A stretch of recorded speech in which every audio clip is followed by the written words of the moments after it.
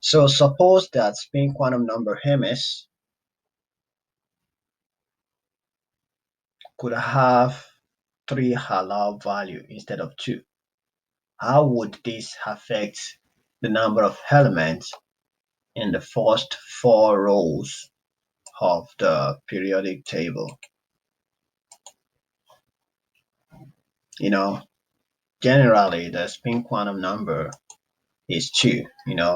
Ideally we should have plus half and or minus half.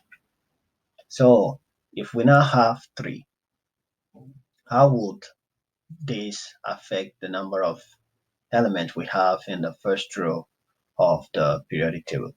So basic electron configuration says we are adding one electron as we move from one element to another.